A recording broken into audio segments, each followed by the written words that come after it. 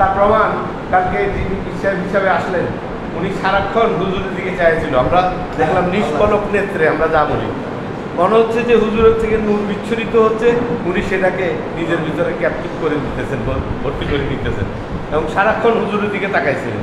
অডিয়েন্সের দিকেও তাকাচ্ছেন না, বা কে কী হরকত করতেছে এটাও ওনাদের কোনো উপযুক্ত বিষয় ছিল না। উনি জানতে চাচ্ছিলেন হুজুর কী বলতে চাচ্ছেন এবং সেইটার গুরুতত্ত্ব নিজে উপলব্ধি করার চেষ্টা করতেছেন যে মুরিদ হিসাবে। এইরকম একটা অবস্থা। ওনার থেকে আমাদের শিখার অনেক কিছু ছিল। ওনার যে বক্তব্য, ওনার যে কার্যক্রম, সেটার থেকে আমাদের শিখার বক্তব্য এটাই যে উনি কীভাবে একজন ওলি আল্লাহ মুর্শিদের পাশে বসছেন এবং কীভাবে আদব দুরুস্তভাবে ওনার থেকে কথা শুনতেছেন। হুজুরের দিকে উনি চাই আছেন, পিছনও দেন নাই, সাইড বাই সাইডও দেন নাই। তারপরে ইয়া করবো না, তুলনা করবো না, আমরা জেনে নিতেছি যে কী অবস্থা দেখতেছি। তো যাই হোক, সুবহানাল্লাহ আলহামদুলিল্লাহ বলা এটা অটোমেটিক্যালি আসবে। কীভাবে আসবে? ওলি আল্লাহ মুর্শিদের বিচ্ছুরণের থেকে। নূরের যে বিচ্ছুরণটা দেখাচ্ছেন, নূর বিচ্ছুরিত হবে, নূর আবার ইনকামিং হবে। এই ইনকামিং আউটগোয়িং এই কার্যক্রমগুলো, এই ব্যবস্থাপনাগুলো হুজুর সুন্দরভাবে বিস্তৃত করলেন, যেটা উনি উপলব্ধি করার চেষ্টা করতেছেন। আর আরেকজন উসকুস করতেছে, ওকে জিজ্ঞাসা করতেছে বারবার কখন শেষ হবে, পানি খাওয়া যাবে না, ল্যাট্রিন আছে কিনা এখানে। যাই হোক, যেটা আমরা কোনো সমালোচনা করতেছি না, আমরা বলতেছি যে আমাদের ভাগ্য কত সুপ্রসন্ন। আমরা একদম খাঁটি একটা জায়গায় আল্লাহ খাস রহমতে একদম খাঁটি অলি আল্লাহ মুর্শিদের সামনে বসার তৌফিক পেয়েছি। আমাদের কোনো যোগ্যতা নেই। আমাকে আমি মূল্যায়ন করলে দেখাবো যে আমার ভিতরে হিংসা, বিদ্বেষ, লোভ, মোহাম্মদ, পার্শ্বত্ব, কাম, ক্রোধ, ক্রিয়া ভর্তি। আমরা এগুলো নিয়ে হুজুরের কাছে বসার কোনো যোগ্যতাই আমার নাই। কিন্তু আল্লাহর দয়া, আল্লাহর খাস রহমত, হুজুরের নেক দেওয়ার বরকতে আমরা এখানে চান্স পাইছি বা বসতে পারতেছি বা ভিতরে ঢুকতেছি। যারা এই দরজা দিয়ে ভিতরে ঢুকতেছি তারা, আমরা আগে দোয়া করে ঢুকতাম, সেই দোয়া আমরা সবাই বলে হয়েছে আল্লাহ মহতালিয়া বাবার আমাদের মসজিদে ঢুকার দোয়া। সেই দরবারেও আমরা সেই দোয়া করে ঢুকলেই আমরা এখান থেকে কিছু নিতে পারবো। আমরা আমাদের হুজুরের কাছ থেকে কিছু নেওয়ার জন্য বসছি, সেটা টাকা পয়সা না। সেটা কালকে হুজুর ক্লিয়ার করছেন, যেটা কল এখানেই যোগাযোগ করতে হবে এবং এখান থেকেই আপনি কিছু নিতে পারবেন। আপনি আমার হাত মিলাই রসুল্লাহ নানা বলে কিছু নিতে পারবেন না। যদি আমাকে ভালোবাসতে পারেন, আমার ভিতরে কল্পে ঢুকতে পারেন, তাহলে সেখান থেকে দেবেন। তার প্রমাণ উনি যে একজন বিশ্বাস, উনি যে মানুষকে আধ্যাত্মিকতার দিকে ডাকেন, তার প্রমাণ উনি আধ্যাত্মিকতার গঞ্জাইশ পাইছেন বলে সেটা নিজের ভিতরে ঢুকাইতে চেষ্টা করছেন। আর আল্লাহর খাস দয়া, আল্লাহর খাস রহমত, হুজুর কালকে সেই মোরাকাবার ক্লাসই করছেন। আমার ভালো হয়েছিল যে হুজুর হয়তো হাদিস করবেন ওনাদের সামনে, কিন্তু হুজুরের হিসাব মোতাবেক সেই মোরাকাবার ক্লাসই করলেন এবং আল্লাহর কি রহমত, আল্লাহর কি দয়া, মোরাকাবা কি জিনিস, কেন করতে হবে, কীভাবে করতে হবে, সেটা একজন উপলব্ধি করতেছে, আরেকজনের মনে হয় যে তার প্রয়োজনই নাই। যাই হোক, আমরা এই শিক্ষা থেকে নেব, এই কম্পারিজনের থেকে আমরা এটা বুঝে নিব যে আমার কী করণীয় উচিত, আমি কোন দিকে যাব, কী করবো, কেমন দরবারে করবো, কীভাবে হুজুরের সাথে মোরাকাবা মুশাহিদা করবো, এগুলো যেন বুঝতে পারি। আমরা হুজুরের কাছে খাস দোয়া চাই, আল্লাহর কাছে খাস রহমত কামনা করি, বলি আল্লাহ মুর্শিদের খেদমত এবং দরবার খেদমত করতে করতে মুসলমান হিসেবে কলেজের করি এই দোয়া চাই।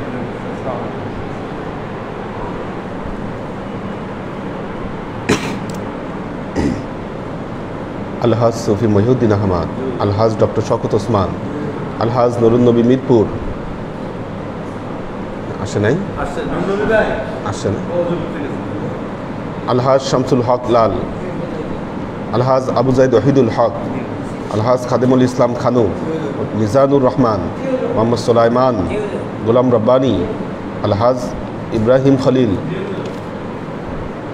আলহাজ মাকসুদুল আনাম, আলহাজ আমিনুল ইসলাম দরবার, আলহাজ মশিউর রহমান, আলহাজ ফখরুল ইসলাম সায়েম, ফরিদুদ্দিন আহমদ শফি, মোহাম্মদ জামাল, জয়নাল আবেদিন সুজন, মফিজুল ইসলাম,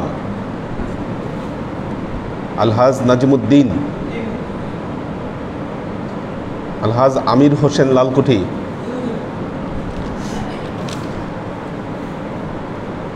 আলহাজ নুরুল ইসলাম ভুঁইয়া, আলহাজ মাসুকুর রহমান মোস্তাজির, বড় সুমন, আব্দুর রাজ্জাক, ফখরুদ্দিন মোবারক বাবু, শাহরিয়ার আলম মাহিন, তাফসিন হোসেন, আশেক মাহমুদ, মোহাম্মদ আবুল মাহফুজ,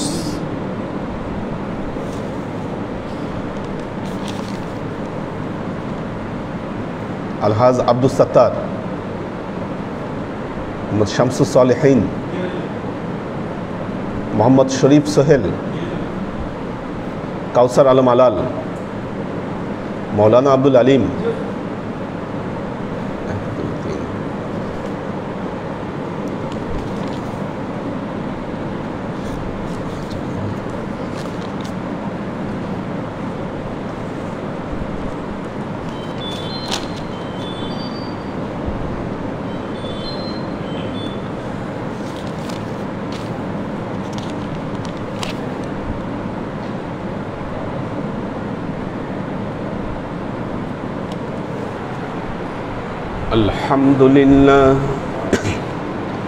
الحمد لله نحمده ونستعينه ونستغفره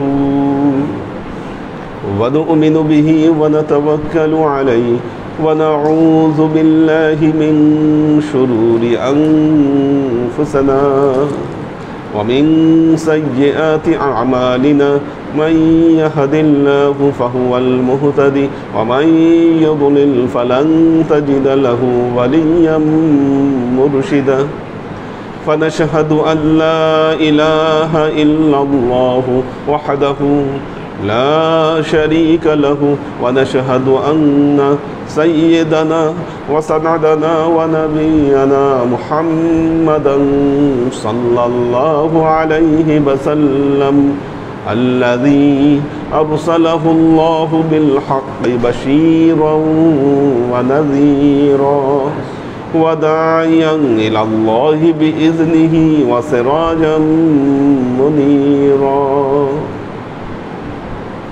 وقال الله تعالى في كلامه المجيد وفرقانه الحميد ما كان محمد أبا أحد من رجالكم ولكن رسول الله وخاتم النبيين وكان الله بكل شيء عليما إن الله وملائكته يصلون على النبي يا أيها الذين آمنوا صلوا عليه وسلموا تسليما صلى الله على محمد صلى الله عليه وسلم صلى الله على محمد صلى الله عليه وسلم صلى الله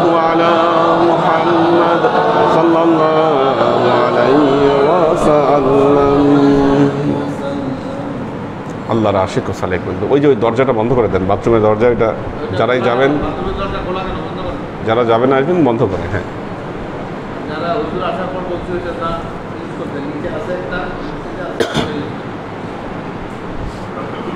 আল্লাহর আশিক ও সালেক বৃন্দ,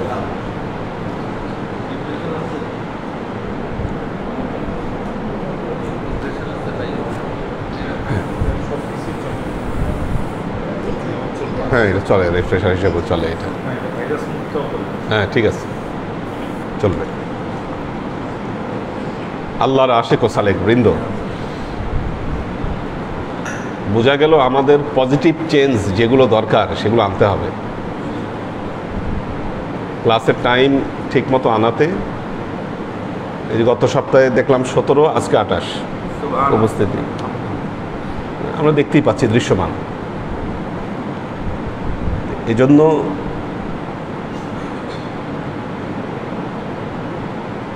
চলতেছে একরকম, এভাবেই চলবে। এরকম চলতে থাকলে হবে না, আপনি ইসলামকে আগায় নিতে পারবেন না। যুগের সাথে সাথে আমাদেরকে পরিবর্তন হতে হবে, সময় উপযোগী পরিবর্তন নিয়ে আসতে হবে। এক সময় আপনারা অনেক রাতে এখান থেকে ক্লাস করে যেতেন, তখন রাতে ভিড় হতো না। এখন আমাদের মিরপুর রোড 12টার পরে বেশি ভিড় হয়, 12টার পরে ক্লাসের ট্রাকের কারণে বেশি ভিড় হয়। আরো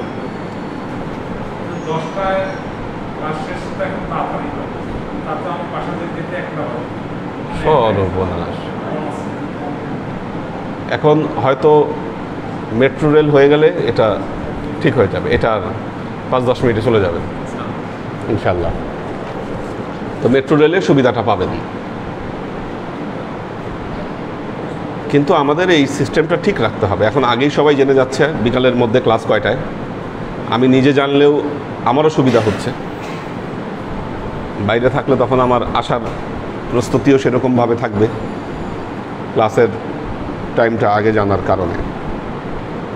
কাজেই এই পজিটিভ পরিবর্তনগুলো আমাদের ধরে রাখতে হবে।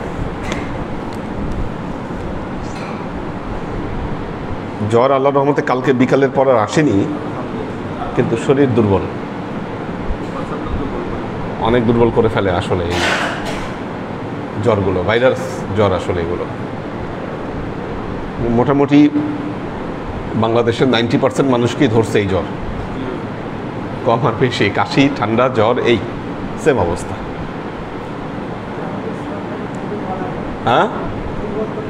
হ্যাঁ, তো আল্লাহ সবাইকে সুস্থ রাখুক। আমরা কিতাবুল হজ, যেটা কিতাবুল মানাসিক নামে সহিহ বুখারীতে এসেছে,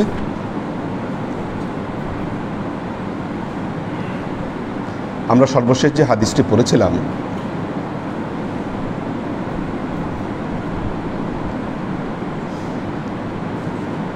একজন ব্যক্তি হজে থাকা অবস্থায় তার জামার মধ্যে আতর লেগে গেছে। ইহরাম অবস্থায় আতর ব্যবহার করা যায় না। এখন তার জামায় আতর লেগে গেছে।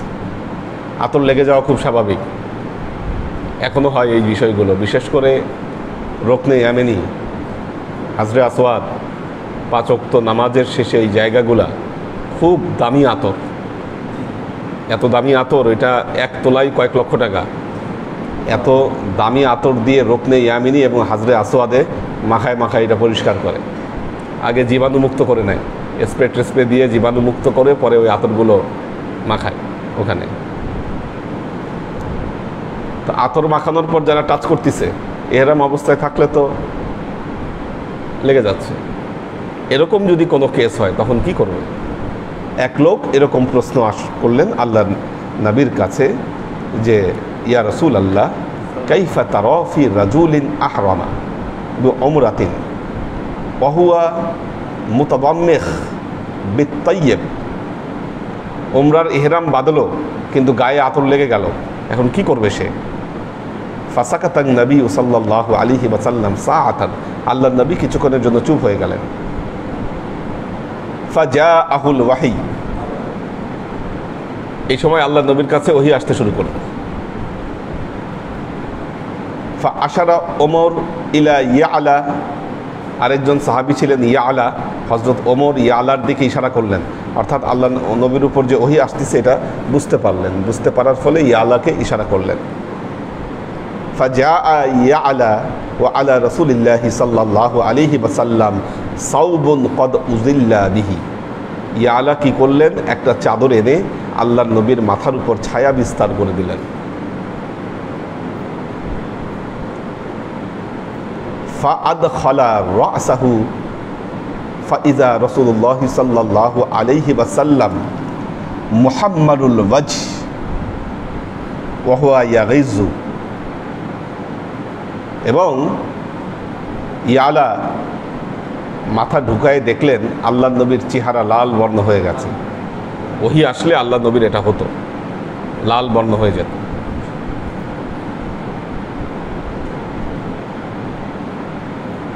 আল্লাহ নবীর আরাবিয়ান একটা হচ্ছে দুধের মতো সাদা। আল্লাহ নবীর রং তো এমনি একটু দুধে আলতা কালার ছিল গায়ে, তার উপরে যখন ওহী আসতো তখন তো মুখে রক্ত প্রবাহ বৃদ্ধি পেত এবং যার ফলে মুখ একদম রক্তবর্ণ হয়ে যেত, লাল হয়ে যেত। তো দেখলেন যে এরকম লাল হয়ে গেছে। ওয়াহুয়া মুতাদাম্মিখ, এবং গড়গড় আওয়াজ বের হচ্ছে আল্লাহ নবীর ভেতর দিয়ে। ওহী যখন আসতো কয়েক রকম হালত হতো। ঘন্টার মতো আওয়াজ শুনতে পেতেন সাহাবীরা, অথবা এই গড়গড় আওয়াজ হতো, বোঝা যেত যে না, কিছু একটা জিনিস আল্লাহর নবীর উপর নাজিল হচ্ছে। যদি আল্লাহর নবী উটের পিঠে থাকতেন, উট বসে পড়তো, দাঁড়িয়ে থাকতে পারতো না। তার মানে ওহির যে একটা ওজন, এই ওজনটা টের পেত, আশেপাশের মানুষও বুঝতে পারত। মানে ওহি আসার পরে এটা এমন প্রভাব বিস্তার করত, আশেপাশের মানুষকে প্রভাবিত করত। কাতেবে ওহি যারা আছেন তারা বর্ণনা করছেন যে তারা যখন ওহি লিখতেন, লেখার পরে আল্লাহ নবী বলতেন আর লিখতেন, লেখার পর যখন দাঁড়াতেন ওনাদের মনে হতো পাঁজরের হাড়গোড় সব ভেঙে গেছে। প্রেশার।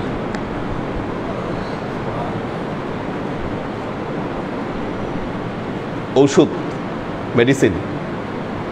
মেডিসিনের যদি রিয়াকশন না থাকে, অ্যাকশন করবে না তো। টিকা দেওয়ার পর যাদের জ্বর আসতেছে বা সমস্যা হয়েছে, ডাক্তাররা বলছে অ্যাকশন করছে বলেই হয়েছে। আর যাদের অ্যাকশন করছে না তাদেরটা কম কাজ করছে। যখন কোনো ওষুধ কাজ করবে তার একটা রিয়াকশন আছে। এই জন্য পার্শ্ব প্রতিক্রিয়া দেখা দেয়। ওহি যখন আল্লাহ নবীর উপর আসতো, আশেপাশে যারা ছিলেন সবার উপরে এর পার্শ্ব প্রতিক্রিয়া দেখা দিত। মারাত্মক জিনিস। পুরো পৃথিবীকে যেটা পরিবর্তন করে দিয়েছে, বুঝতে পারেন, সারা পৃথিবীকে পরিবর্তন করে দিয়েছে যে কোরআন।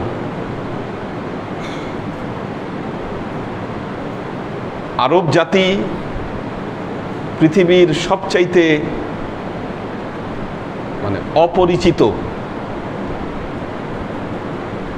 এখন যদি আফ্রিকার কোনো একটা গ্রাম আমরা ধরি, যেই গ্রাম সম্পর্কে মানুষ তেমন কিছু জানে না, এমন বহুত গ্রাম আছে আফ্রিকায় যেখানে সভ্যতার কোনো ছিটাফোঁটা নাই।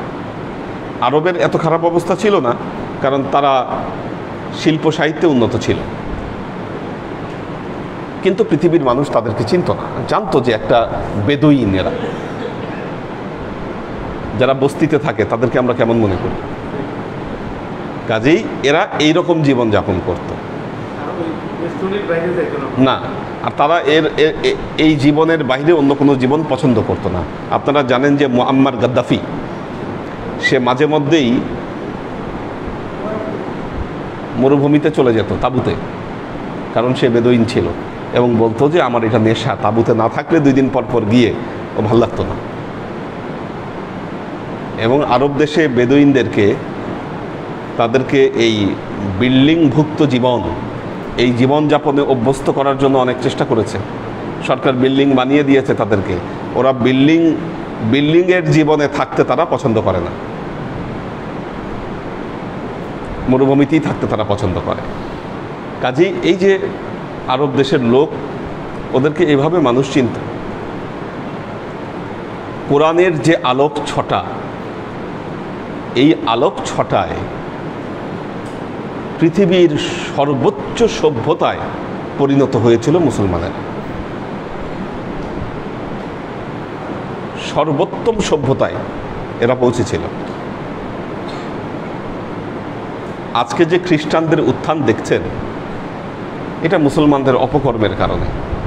আর এটা বেশি দিন স্টে করবে না, এটা স্থায়ী হবে না। এটা মুসলমানরা যখন তাদের ভুল বুঝতে পারবে, সঠিক পথে ফিরে আসবে, কোরআনের কাছে ফিরে আসবে, দেখবেন জীবন পরিবর্তন হয়ে যাবে তাদের, আবার পৃথিবীতে মাথা তুলে দাঁড়াবে এরা। মাঝে মধ্যেই হয়েছে মুসলমানদের উপরে এই অবস্থা, বেশি দিন স্থায়ী হয়নি এটা। আমি বারবারই বলি যে আমরা একটা দুর্ভাগ্যজনক সময়ে পৃথিবীতে জন্মগ্রহণ করেছি, যে সময়ে আমরা দেখতে পাচ্ছি মুসলমানেরা পৃথিবীতে তারা মাথা নিচু করে আছে, আর খ্রিস্টানদের উত্থান, তারা বিভিন্ন মরণাস্ত্র বানিয়ে এখন পৃথিবীতে রাজত্ব করছে। কিন্তু এটা বেশি দিন স্থায়ী হবে না ইনশাআল্লাহ। মুসলমানরাই আবার পুরো পৃথিবীকে নেতৃত্ব দিবে। অ্যাটম বোমার বাহাদুরি করে পৃথিবীর মানুষ। অ্যাটম বোমা, কার কত অ্যাটম বোমা আছে, কে বানাতে পারলো, মরণাস্ত্র তৈরির প্রতিযোগিতায় সারা পৃথিবী যখন মত্ত, আল্লাহ একটা ভাইরাস দিয়ে পুরো পৃথিবীকে বুঝিয়ে দিয়েছেন যে তোদের এই বাড়াবাড়ি কিচ্ছু না। এত অ্যাটমিক বোম বানাইছে, একটা ভাইরাস মারতে পারছে না, চোখে দেখা যায় না। আমাদের জীবন 2 বছর স্থবির হয়ে আছে। এগুলো তো মানুষের অপকর্ম। কোটি কোটি ডলার ব্যয় করেছে তারা এগুলো অস্ত্র তৈরিতে। ডায়াবেটিকের একটা তো আবিষ্কার করতে পারেনি এখন পর্যন্ত। কিডনি রোগের সেরকম কোনো চিকিৎসা পদ্ধতি এখনো আবিষ্কার করতে পারেনি। কোথায় আছে মানুষ? ক্যান্সারের চিকিৎসা আবিষ্কার করতে পারেনি। কি করছে মানুষ? মানুষ কি মানবতা রক্ষায় তারা কাজ করছে, না মানবতার ধ্বংসের জন্য তারা কাজ করছে? আমরা আসলে কোথায় আছি? কাজেই মনে রাখবেন, সারা পৃথিবী যে নিয়মেই চলুক, আপনি মুসলমান যখন আপনার নিজের নিয়মে আপনি প্রতিষ্ঠিত হবেন, আল্লাহ আপনার সম্মানকে বৃদ্ধি করে দিবে। খেলাফতে ইনসানিয়াত ইন্নী জাইলুন ফিল আরদি খলিফা। মনুষ্যত্ব এবং মানবতার খেলাফত প্রতিষ্ঠার জন্য মানুষ এই পৃথিবীতে এসেছে। যখনই মানুষ এই মানবতা মনুষ্যত্বকে ভুলে গিয়ে, দেখেন একটা জিনিস মনে রাখবেন, যা মানবতা বিরোধী, যা মনুষ্যত্ব বিরোধী, সেটাই অধর্ম।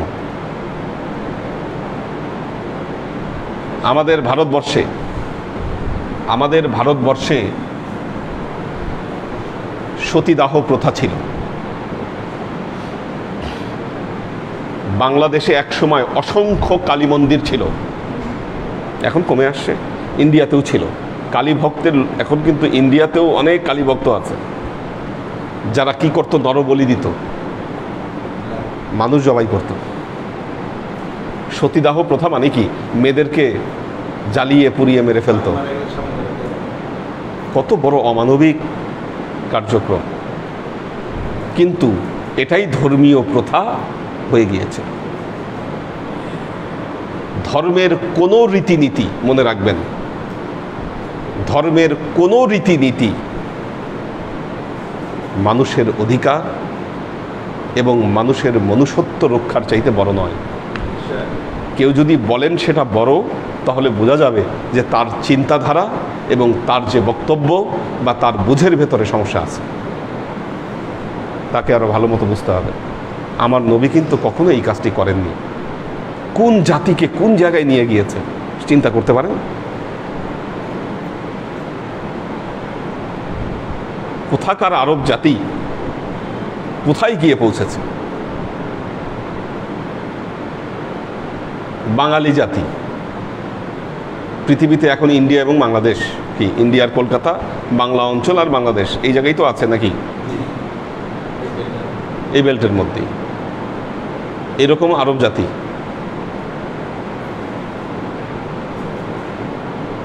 মাত্র 23 বছরের মধ্যে 23 আরো কিছু যোগ হবে খলিফা ওমরের সময় আসতে আসতে, পৃথিবীর সর্বশ্রেষ্ঠ পরাশক্তি হলো এরা। চিন্তা করা যায়, এটা চিন্তা করা যায়। জোরটা কোথায় ছিল? অস্ত্রের জোর, ঈমান এবং আল্লাহর যে রহমত। খলিফা ওমর, আপনারা জানেন ওমরের কত কীর্তি এবং কাহিনী।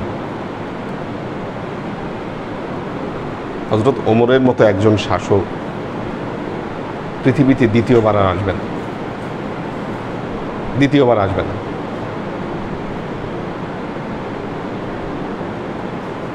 বাইতুল মাল থেকে নিজের জন্য যতটা কাপড় তিনি নেবেন, এর জন্য তিনি জবাবদিহি করতেন। ইসলাম জাহানের খলিফা তিনি। তো এই যে দৃষ্টান্তগুলো, এগুলো পৃথিবীতে ফিরে আসবে না। আল্লাহর আশিক ও সালেক বৃন্দ, কাজেই আমরা কোন কথা থেকে জানি এখানে চলে আসছি? আল্লাহ নবীর উপর ওহী নাজিল হচ্ছে, ওহীর একটা অ্যাকশন। যখন ওহী আসতো, চেহারা চেঞ্জ হয়ে যেত। ওহী এখনো আপনার উপরে প্রভাব বিস্তার করে। আমাদেরকেও প্রভাবিত করে।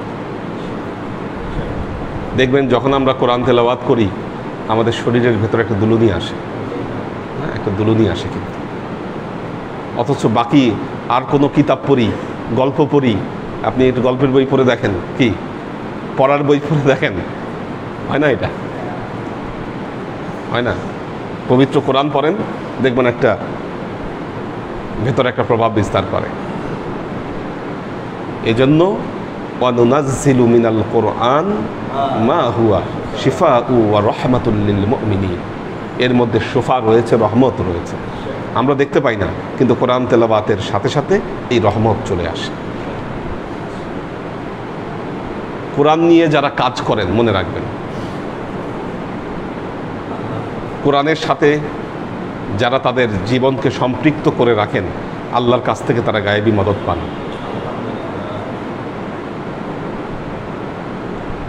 এই জন্য আপনাদেরকে সবসময় বলি, কোরআন শিখুন, কোরআন শিক্ষা করুন এবং কোরআন তেলাওয়াত করুন। তো আল্লাহ নবীর উপর ওহী নাজিল হচ্ছে, উনি দেখতে পেলেন। তো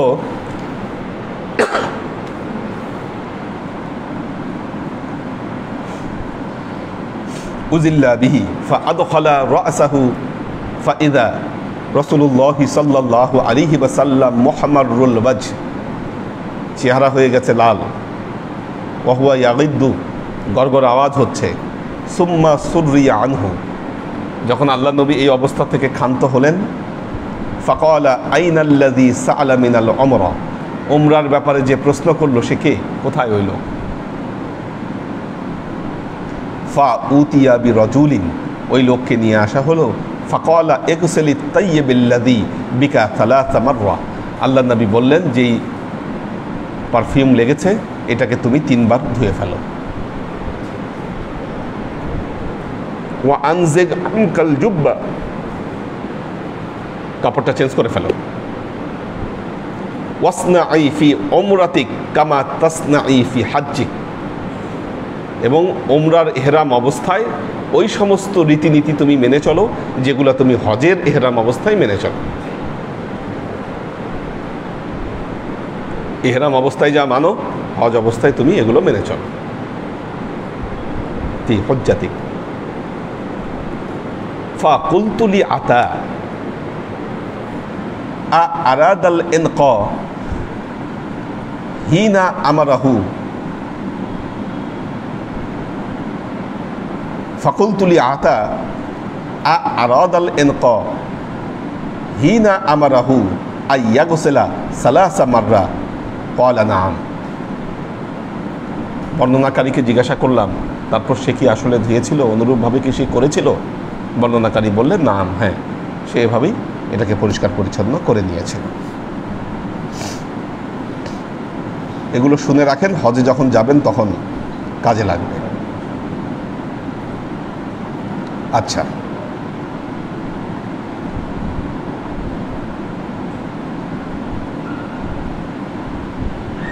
আচ্ছা, তো এই ইহরাম অবস্থায় কি করা যাবে?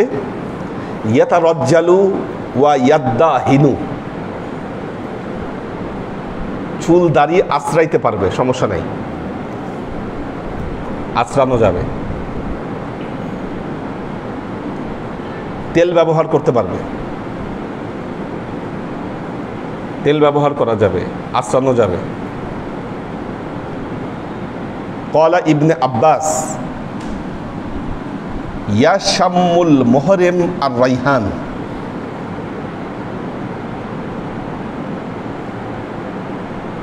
মুহরিম ব্যক্তি ফুলের গন্ধ নিতে পারবে, ফুলের গন্ধ নিতে পারবে। ফুল ফুটে আছে, কি গন্ধ নাকে গেলে সমস্যা নাই, গায়ে না মাখলেই হলো। ওই পারফিউম কিনতে গেলে দেখবেন ওই দোকানে ওই কাগজের মধ্যে লাগাই লাগাই ইয়া করে, বাইতুল্লাহর সামনে দাঁড়াই দেখবেন ওই আপনার হাতে কাগজ দেয়, যে শুনে দেখেন। তার মানে কি, ঘ্রাণ নেওয়া যাবে, খাবারের ঘ্রাণ নিতে পারবেন। হ্যাঁ, কাজেই ঘ্রাণ নেওয়া যাবে ইহরাম অবস্থায়। আর রাইহান ওয়া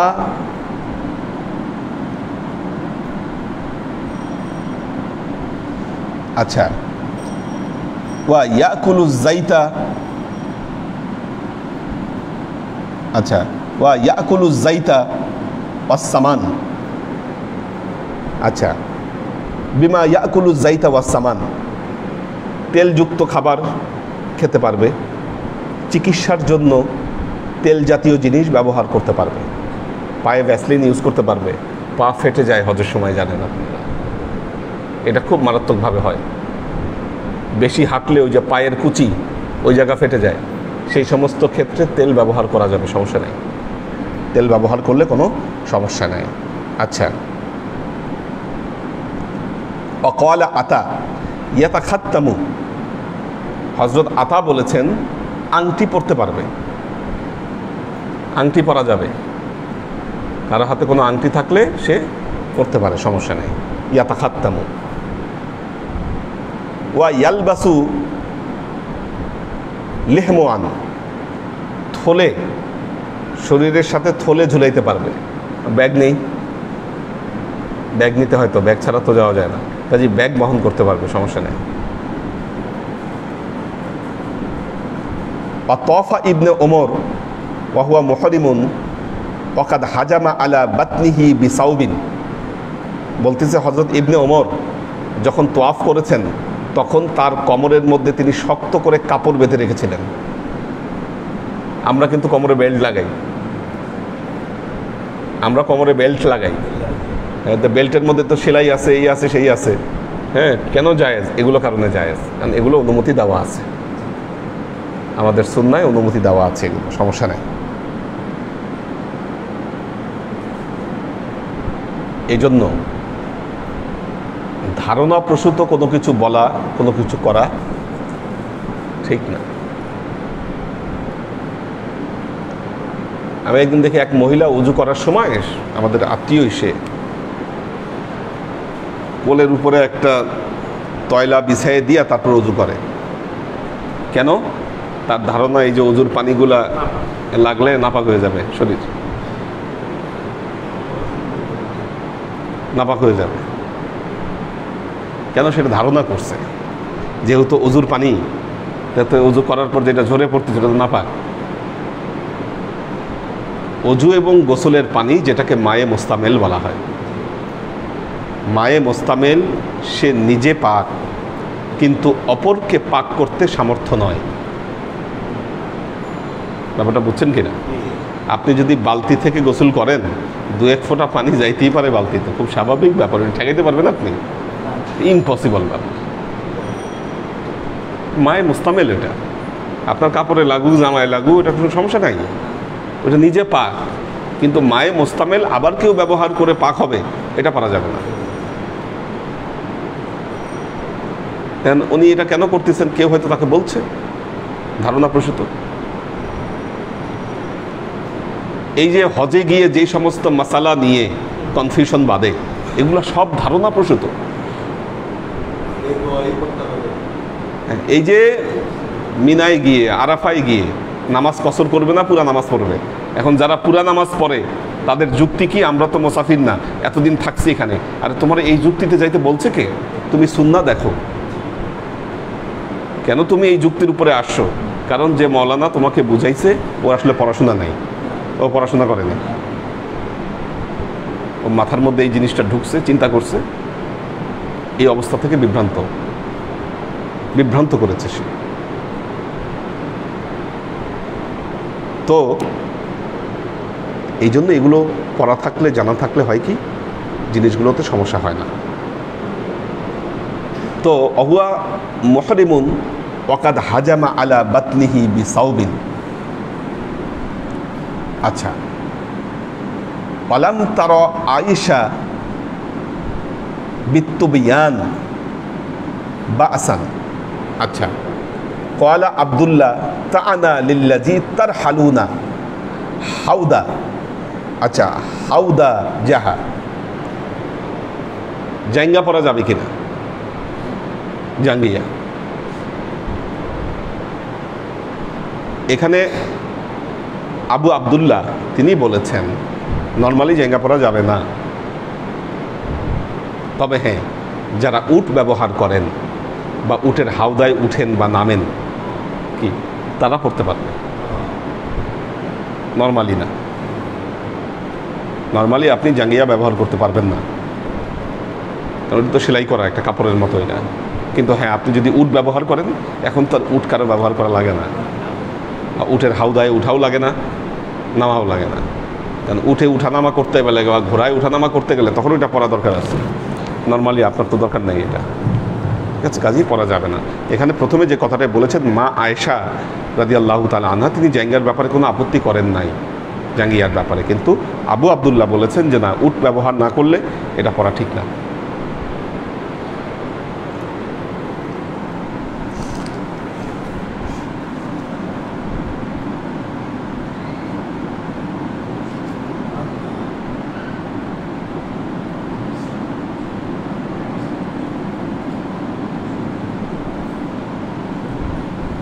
عن سعيد بن جبير قال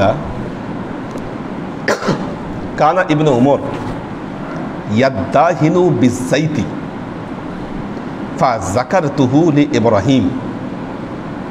আচ্ছা, হযরত ইবনে ওমর হজের ইহরাম অবস্থায় তেল ব্যবহার করেছিলেন।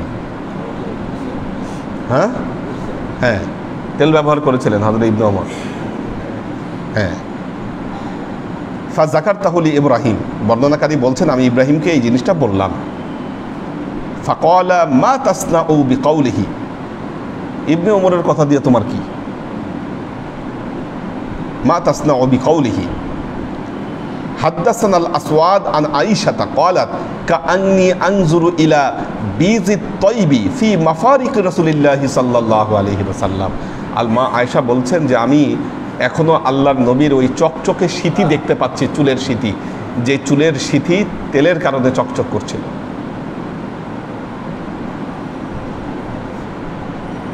এজন্য যাদের তেল ব্যবহার করা অভ্যাস, তারা তেল ব্যবহার করতে পারেন এরম অবস্থায়।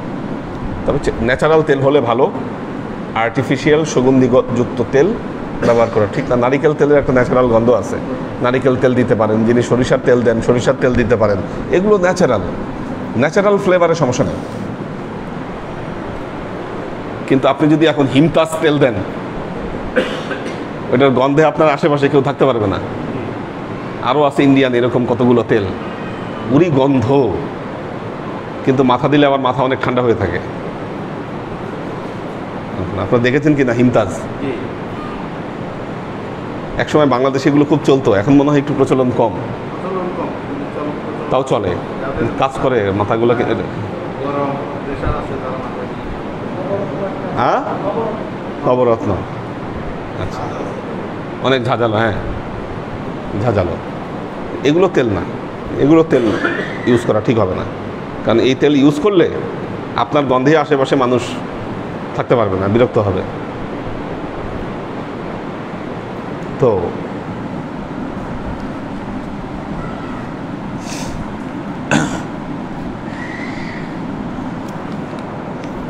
ইলা বীজিত তাইয়্যিব মাফারিক রাসূলিল্লাহি সাল্লাল্লাহু আলাইহি ওয়াসাল্লাম। عن عائشة زوج النبي صلى الله عليه وسلم قال كنت أطيب رسول الله صلى الله عليه وسلم لإحرامه حين يحرم وحلته قبل أن يطوف بالبيت। আল্লাহ নবী যখন ইহরাম বাঁধতেন বা ইহরাম যখন খুলতেন, তখন আমি কি করতাম? আল্লাহ নবীর গায়ে সুগন্ধি মাখিয়ে দিতাম। এখন ইহরাম বাঁধবেন, অনেকদিন হয়তো ইহরাম অবস্থায় থাকবেন, কি গোসল করতেছেন, কি তখন ভালো মতো সুগন্ধিযুক্ত সাবান টাবান আতর টাতর দিয়ে আপনি গোসল করে নিতে পারেন, সমস্যা নেই। বা ইহরাম খোলার পরে আপনি আতর টাতর লাগাতে পারেন, সমস্যা নেই।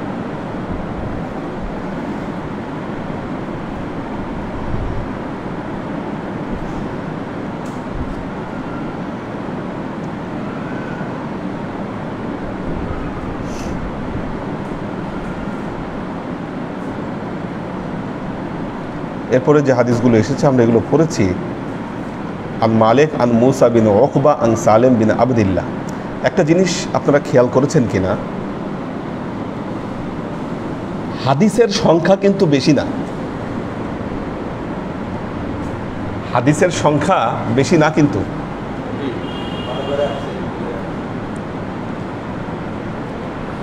আসছে মাত্র কয় হাদিস বুখারীতে?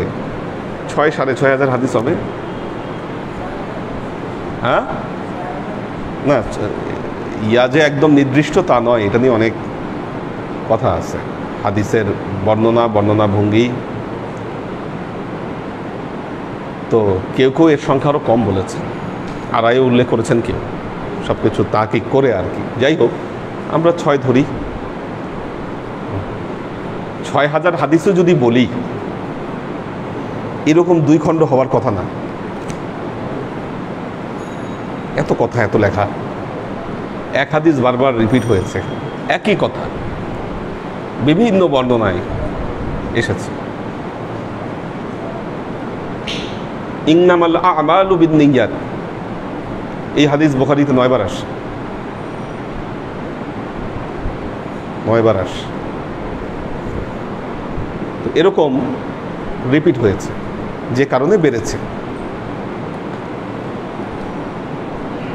তো আন সালেম বিন আবদুল্লাহ আন্নাহু সামিআ আবাহু ইয়াকুল মা আহাল্লা রাসূলুল্লাহ সাল্লাল্লাহু আলাইহি ওয়াসাল্লাম ইল্লা মিন ইনদাল মসজিদ, ইয়ানি মসজিদে জিল হুলাইফা।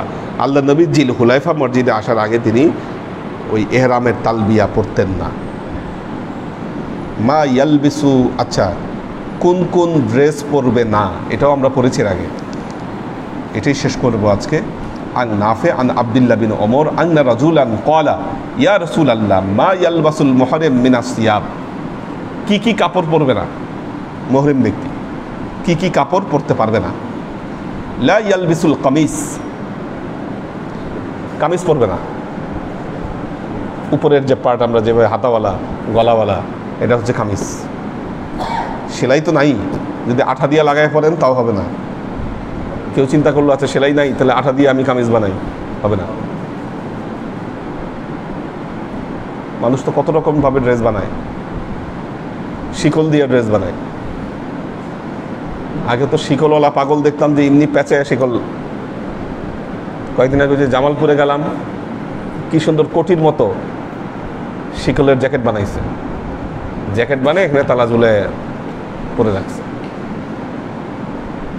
এখন একটু কমে যাচ্ছে, মানুষ সব ইন্টারনেট বেসড হয়ে গেছে, তো রাইট, বুঝে ফেলছে তাদেরকে। রাইট। এখন মানুষকে যা ইচ্ছা আপনি তা বুঝ দিতে পারবেন না।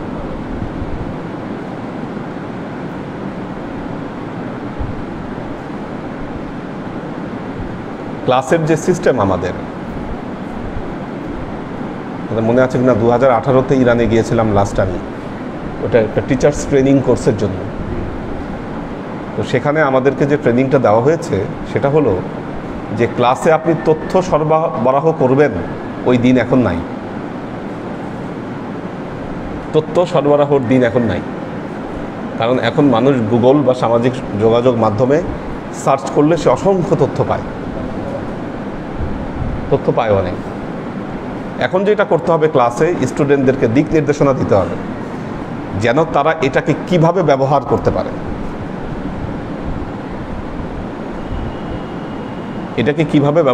পারে, এজন্য আমাদের ক্লাসের সিস্টেমগুলোও চেঞ্জ করছি। এই গডবাদা ওয়াজ মাহফিল এগুলা বেশি দিন চলবে না। এই সুবহানাল্লাহ আলহামদুলিল্লাহ এগুলার দিন শেষ, এগুলো চলবে না। এখন চেঞ্জ হতে হবে, আপনাকে কাজে লাগাইতে হবে, কাজে লাগানোর বিদ্যা শিখতে হবে। দেখা যাচ্ছে যে সুবহানাল্লাহ যে সিস্টেমটা, এটা কিন্তু আমাদের দ্বারা সবাই একই রকম। হ্যাঁ, ওটা দীর্ঘদিন ধরে চলে আসছে। যেমন আমার মনে আছে এক প্রোগ্রামে গিয়েছিলাম, ওই বাইতুল মোকাররমের, এখন তো অনেকজন খতিব, মেন খতিবের বাইরে এখন অনেক খতিব আছে।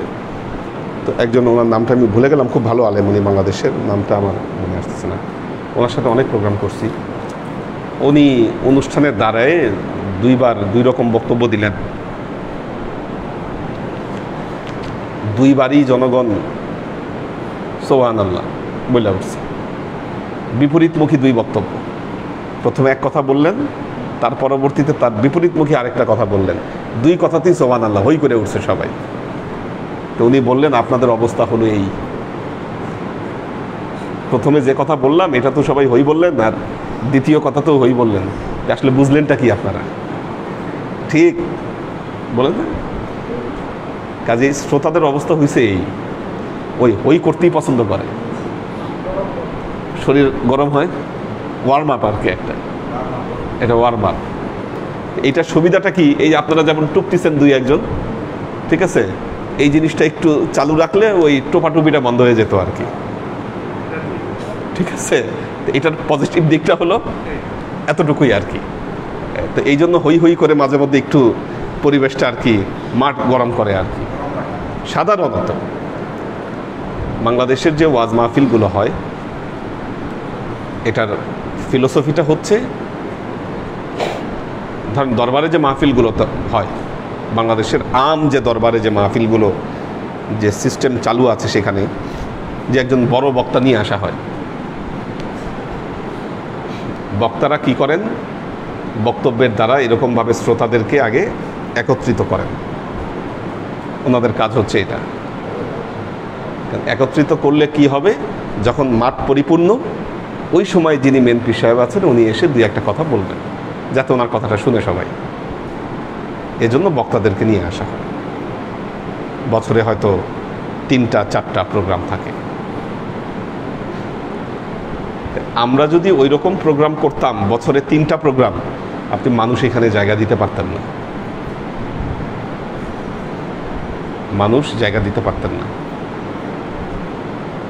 ওই প্রোগ্রামকে কেন্দ্র করে সবাই চলে আসত। কিন্তু এখানে নিয়মিত ক্লাস হয়, এটা একটা আশ্চর্যজনক ব্যাপার। এই সিস্টেম কোথাও নাই।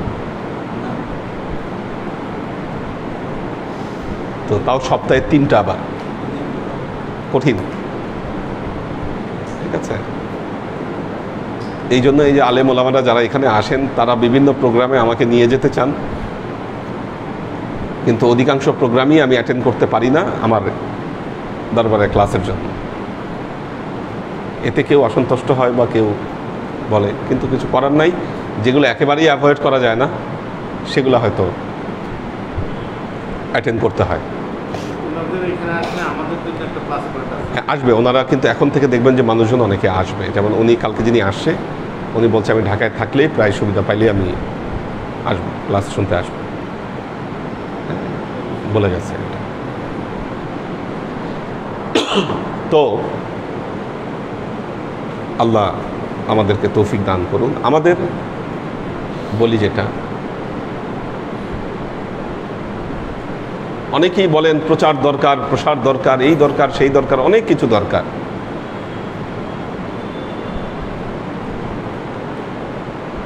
একটা জিনিস, ইখলাস বলতে একটা শব্দ আছে, ইখলাস। ইখলাস শব্দের অর্থ হলো খালেস দিলে আল্লাহর জন্য সব কাজ করা। আপনি যদি প্রচারের উদ্দেশ্যে কাজ করেন, প্রসারের উদ্দেশ্যে কাজ করেন, আপনার ইখলাস ব্যাহত হবে। আপনাকে কাজ করতে হবে আল্লাহর সন্তুষ্টির জন্য। আপনি 1 লক্ষ লোকের মধ্যে বক্তব্য দিয়ে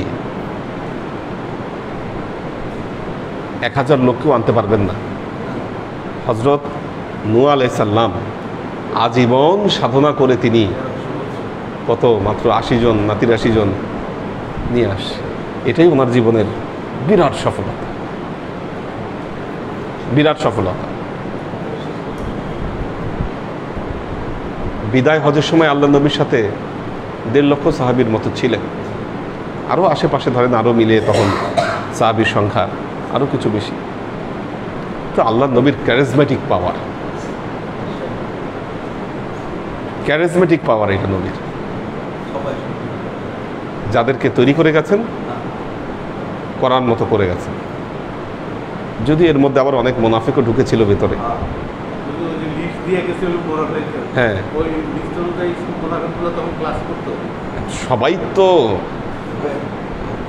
সবাই তো তখন মক্কা বিজয় যখন হয়ে গেল, তখন তো সবাই আল্লাহ নবীর কাছে এসে সারেন্ডার করলেন। তখন তো সবই হারাবে, নইলে আমও যাবে, সালাও যাবে। তো এই জন্য নবীর কাছে এসে সারেন্ডার করলো, কিন্তু নবীকে তো মন থেকে মেনে নিতে পারেনি। এটা আপনারা হাদিস আরও যখন সামনে যাবেন, অন্যান্য হাদিস গ্রন্থগুলো পড়বেন, বুঝতে পারবেন বিভিন্ন সময়ে নবীর প্রতি তাদের আচরণগুলোতে। হ্যাঁ, তো এই আচরণগুলো দেখলে বুঝতে পারবেন যে না,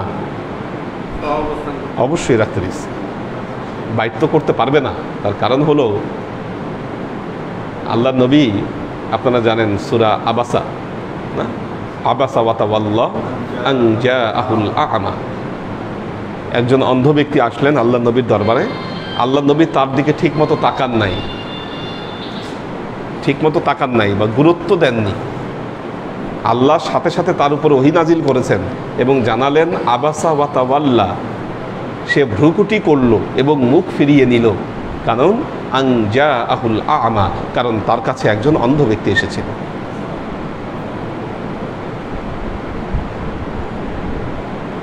সেখানে মুনাফিক আছে, ইমানদার হতে কতক্ষণ?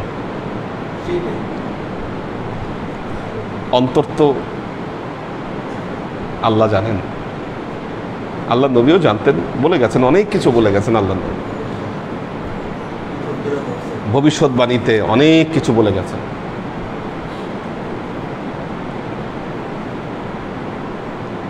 হযরত আম্মার বিন ইয়াসির, এটা বলি শেষ করছি, আর ওই হাদিস যাচ্ছি না। হযরত আম্মার বিন ইয়াসির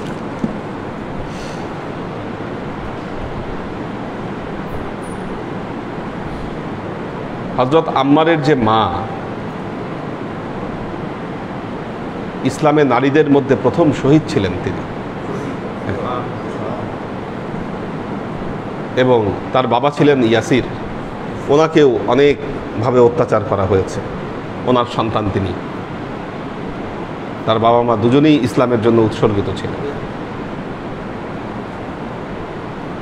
মসজিদে নববী নির্মাণের সময়ে হযরত আম্মার ওই ইট নিয়ে যাচ্ছেন।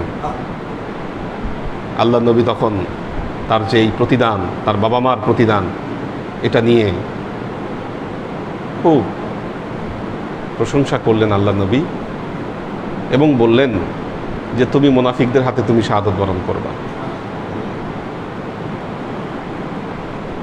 মুনাফিকদের হাতে তুমি শাহাদাত বরণ করবা। তোমার দোষ থাকবে, বাতিল থেকে হকের দিকে তুমি মানুষকে দাওয়াত দিবা।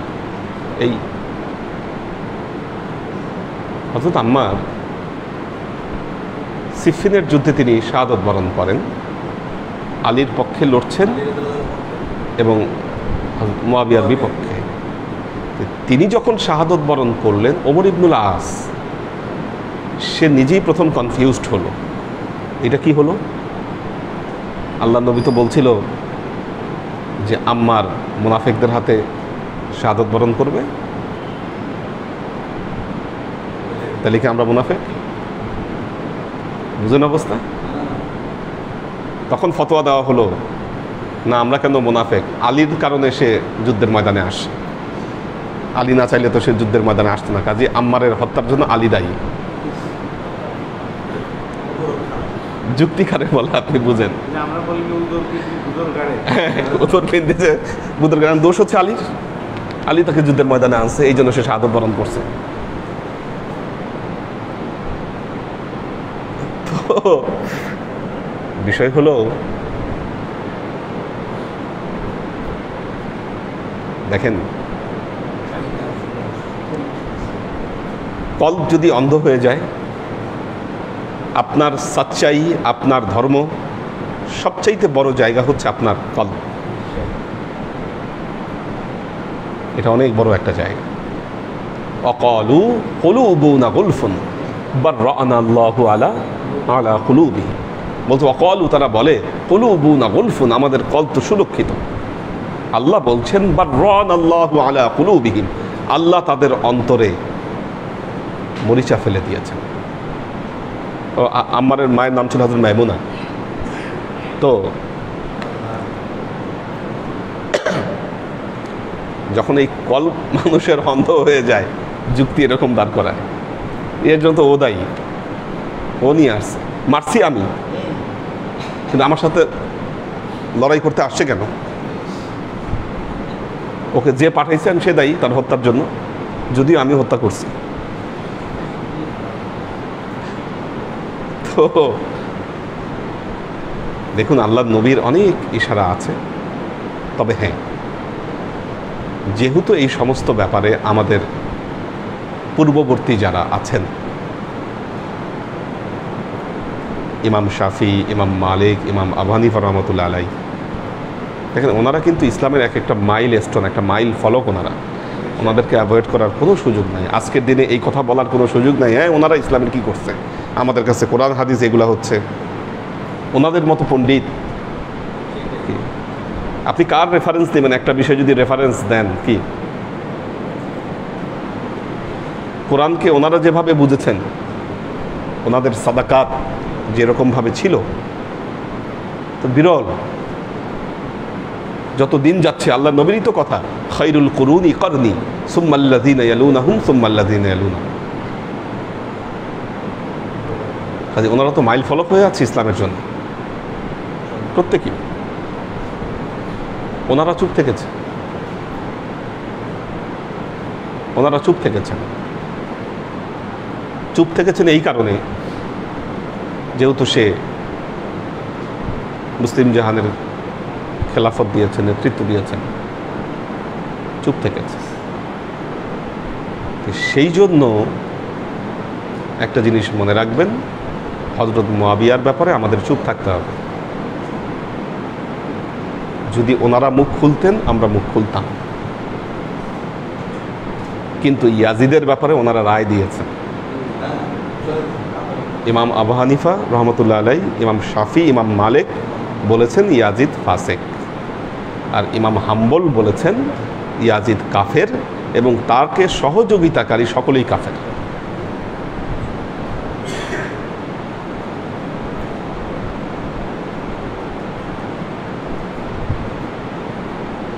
তো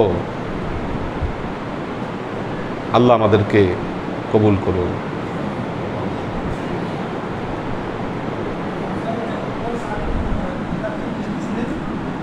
কোনটা? সাহাবীর নামটা আমি ভুলে গেলাম, আমার মাথা কাজ করতেছে না ঠিক মতো। হ্যাঁ, হুযায়ফা ইবনে ইয়ামান, হুযায়ফা ইবনে ইয়ামান। আমার মাথা ঠিক মতো কাজ করতেছে না আজকে। ওই হযরত মাইমুনার নামটা আমি ভুলে গেছি বলার সময়, জ্বর থাকাতে এবং শরীর কিছুটা ইমব্যালেন্সড, এই জন্য আর কি। হ্যাঁ হ্যাঁ, কারণ আমি একটা জিনিস খেয়াল করছি যে মানে এই কয়দিন আল্লাহর রহমতে কালকে থেকে মানে জ্বর আসছে আমার 2 বেলা, ক্লাসের পরে আসছে জ্বর, অথবা কোনো পরিশ্রম করলে তারপরেই আসছে। হ্যাঁ, আজ 3 দিন থাকে, আজকে 4 দিন, আশা করি ঠিক হয়ে যাবে ইনশাআল্লাহ। হ্যাঁ রাইট, অবস্থা এখন ভালো আগের চেয়ে, শরীর দুর্বল আর কি। হ্যাঁ দাও।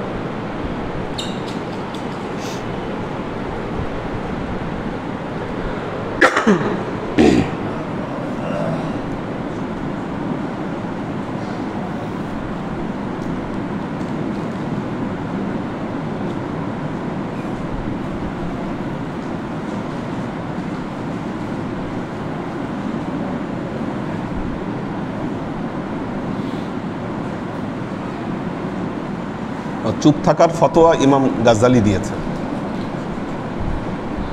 গাজ্জালি ডাইরেক্ট ফতোয়াই দিয়েছেন উনি যে না, আমাদের চুপ থাকা উচিত। মুস্তাহিদ নূর মাহিন, আফ্রিদিতি অনু,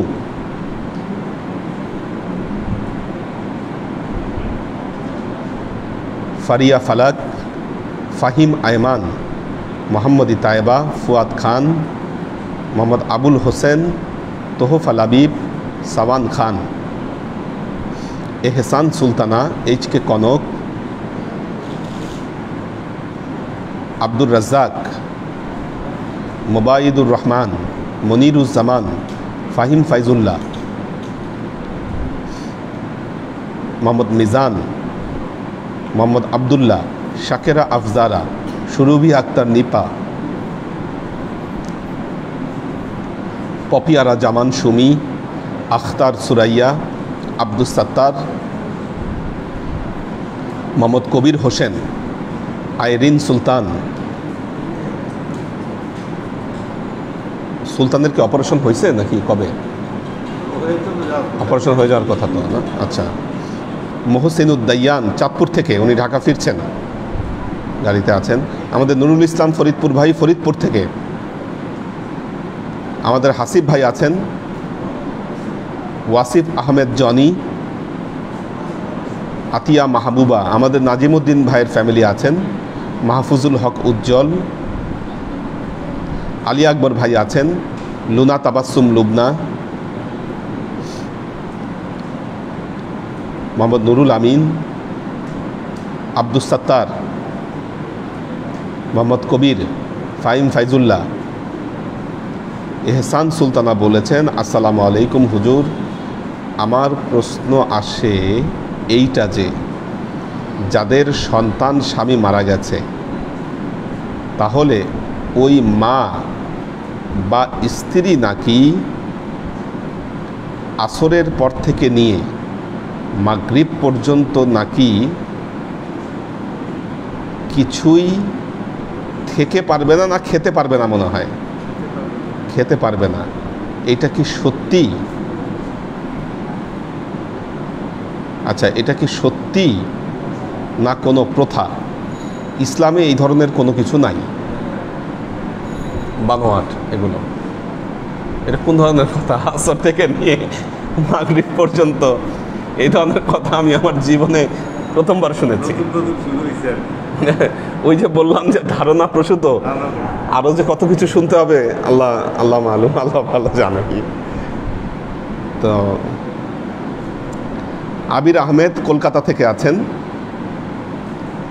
সানশাইন ফ্লোরা, ওয়াসিম খান ইতালি থেকে, শোয়েব খান, হ্যাঁ আইরিন সুলতান, ওই মামুন সুলতান মামুনের জন্য দোয়া চেয়েছেন, মাহফুজুল হক উজ্জ্বল, মিতু ইসলাম,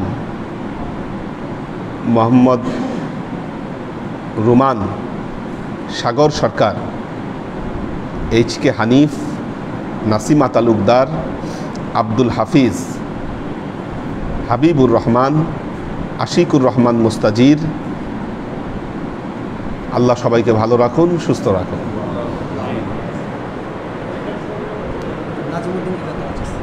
আল্লাহুম্মা আমিন। আল্লাহুম্মা সাল্লি আলা মুহাম্মাদিন ওয়া আলা আলি মুহাম্মাদ।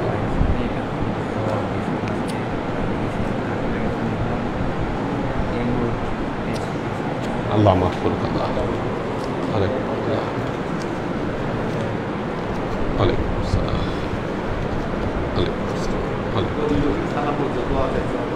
আল্লাহ মাফ করুন, আল্লাহ হেফাজত করুন।